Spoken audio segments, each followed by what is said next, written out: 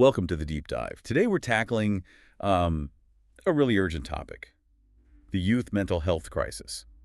We're going to be using Jonathan Haidt's book, The Anxious Generation, as our main guide here. Yeah, and our goal is to really get to the heart of his argument, not just that kids are struggling, because I think we all see that, but to understand the why and the when. Exactly. And his core idea is, well, it's pretty startling.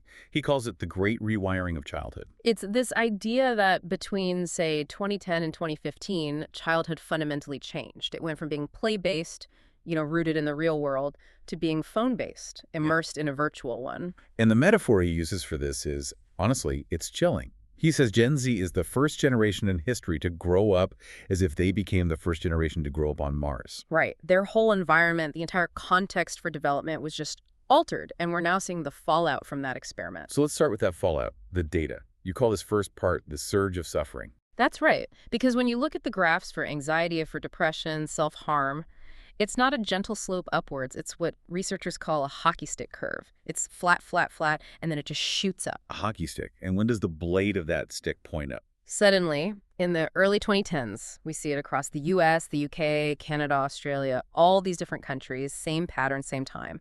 It's not a theory, it's just, it's a statistical fact. And the data also shows this hits girls and boys differently. Very differently. For girls, the rise in anxiety and depression was just incredibly steep. Some studies show that girls on social media for 5 or more hours a day are about 3 times as likely to be depressed as girls who aren't. 3 times? Wow. But it's Yeah. not like boys are unaffected. No, not at all. Boys also saw big increases in anxiety and depression, but their tech use tends to look a bit different. It's often more about immersive gaming, escapism, and also exposure to things like hardcore pornography, which brings its own set of problems. So this timing, this is really the key, isn't it? Because the common argument you hear is, well, of course kids are anxious. Look at the world. 9/11, the financial crisis, climate change. But the timing is just all wrong for those explanations. How so? Well, if the 2008 financial crash was the main driver, it should have hit millennials the hardest when they were teens. But it didn't. Their mental health rates were stable. And in the 2010s, the economy was actually getting better. Exactly. Unemployment was falling steadily all the way to 2019. If the economy was the cause, mental health should have been improving. But it did the complete opposite. It got dramatically worse, right in line with one thing: the mass adoption of the smartphone. That is a very powerful point. Okay, so if the data points to this tech shift, let's dig into the how. This brings us to what Haidt calls the 2 great failures. The first one is, kind of ironically, overprotection in the real world. It is a strange paradox, isn't it? At the exact same time we gave kids these powerful devices with unfettered access to the entire internet, we stopped letting them play outside by themselves. The end of free, unsupervised play. It had been declining since the 80s, but it really just fell off a cliff in the 90s and 2000s.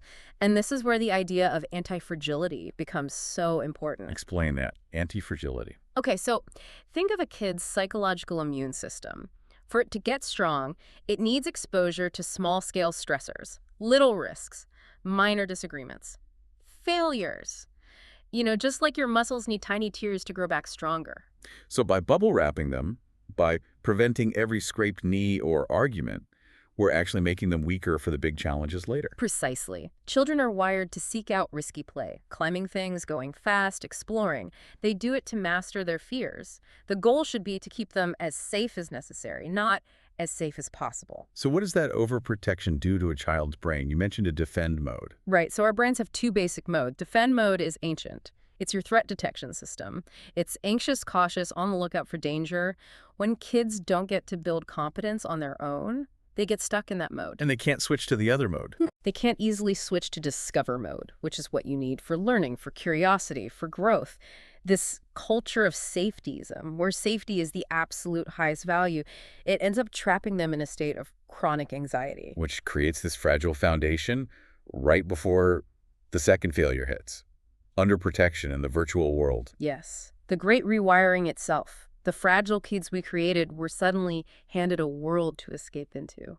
And the specific tech moment here was huge. It wasn't just the iPhone. It was the iPhone 4 in 2010. Because it had a front-facing camera, that was the game changer. All of a sudden, every interaction could be a performance. And then platforms like Instagram, which Facebook bought in 2012, just poured gasoline on that fire. So Gen Z was the first group to go through puberty with a performance portal in their pocket. And that is the absolute opposite of real-world free play. How so? Free play is done for its own sake. It's intrinsic. Social media forces you to become a brand manager. You're constantly performing, you're curating, you're worrying about likes and comments and what everyone else thinks. But wait, people will say teenagers have always cared about their image. What about fashion or clicks in the cafeteria? How is this actually different? That is such a critical question. The difference is scale, permanence, and embodiment. Your high school brand was local, it was temporary. If you did something embarrassing, it might be forgotten in a week. And it happened face to face. Right. The virtual brand is global, it's permanent, it can follow you forever, and it's disembodied. It just creates a level of social anxiety that is completely unprecedented, especially for a teenage brain that isn't fully developed. That constant pressure. It leads directly into the 4 big ways Haidt says development gets disrupted. The first one is the most basic: sleep. You can't overstate this one. The link between heavy screen use at night and sleep deprivation is causal. It's proven. The blue light from the screen basically tricks the brain into thinking it's morning, suppressing melatonin. And teens are already biologically wired to go to bed later. Exactly. So this just throws their whole system out of whack. Less sleep, worse quality sleep. Nothing good can come from that. It's the foundational disruption. And from there, you get social deprivation. The data on kids hanging out with their friends in person. It's just a nosedive. A complete nosedive starting in the early 2010s. That time was replaced by online interaction, which is, well, it's a poor substitute. It's disembodied. You miss all the nonverbal cues. The look on their face, the tone of their voice. All of it. And it's asynchronous. It's text. You don't get that real-time social learning, that empathy building that comes from real conversation. It leads to this strange paradox of being constantly connected but feeling deeply, deeply lonely. Okay, third disruption. Attention fragmentation. We all feel this, but what does it do to a developing brain specifically? Heavy users get hundreds of notifications a day. It shatters the ability to maintain deep focus, and there's research on this, the brain drain effect. Just having your phone nearby, even if it's off, reduces your available cognitive capacity. So it's not just that they're distracted in the moment. You're saying their actual capacity for focus might be underdeveloped. That's the major concern. It's happening during a critical window for developing the prefrontal cortex, which is your brain's CEO. It handles planning, focus, self-control. And that inability to look away is driven by the fourth disruption: addiction, by design. This is the business model. It's not an accident. Platforms use a principle called a variable ratio reinforcement schedule. Which is a slot machine. It's a digital slot machine. The endless scroll, the unpredictable like or comment, that gives you a little hit of dopamine. But dopamine isn't about pleasure. It's about wanting.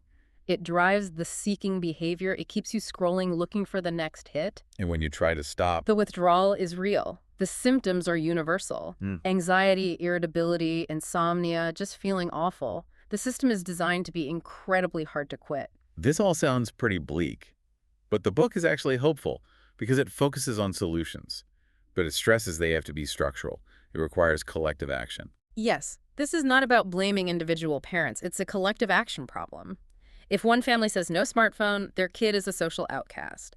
But if the whole community does it, you create a new, healthier norm. So reform number 1. Delay smartphones until high school, at least age 14. Before that, a basic phone that just calls and texts. A dumb phone. Protect those really vulnerable early puberty years. Okay. Number 2 targets the platforms themselves. Delay social media until 16. Those 2 years, from 14 to 16, are just so crucial for identity formation. Let them get through that before they have to deal with the comparison culture of Instagram and TikTok. And this needs government help by raising the age of internet adulthood from 13 to 16. That seems like a big political lift. What's the one thing schools could do tomorrow that would have the biggest impact? Phone-free schools. This is reform number 3, and it's non-negotiable. And it means the entire school day. Phones go in a locker or a locked pouch at the start of the day and don't come out until the final bell. Not just no phones in class, but no phones at lunch, in the hallways. Everywhere. Because that's what forces kids to actually talk to each other again, to socialize, to be kids. And what do schools that do this report? The change is immediate. Administrators say the zombie apocalypse vibe in the cafeteria just vanishes. Within days, you see kids playing, talking, laughing again. They form groups. They're bored, so they have to interact. It works. And the final reform brings us full circle, back to the real world. Bring back play and independence. This is about a culture shift for parents. We need to move from being carpenters trying to shape a perfect child to being gardeners who just create a safe space for them to grow on their own. Practically, what does that look like? It means letting them take small risks, giving them real responsibilities like chores, running an errand to the store alone. It means much more unsupervised free play. Push them outside, send them to a tech-free summer camp, build that anti-fragility we talked about. So to wrap this up, the core insight is that we made two huge contradictory mistakes. We did. We overprotected our kids in the real world where they needed risk and freedom to become strong.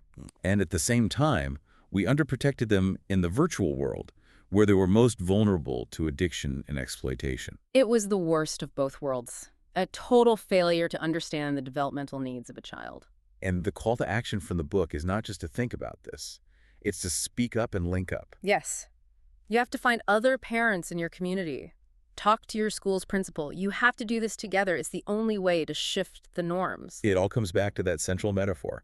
We're all evolved for life on Earth, for face-to-face play, community exploration. And we've been raising a generation on Mars. A phone-based childhood is an alien environment. The experiment has failed. It's time to bring them home.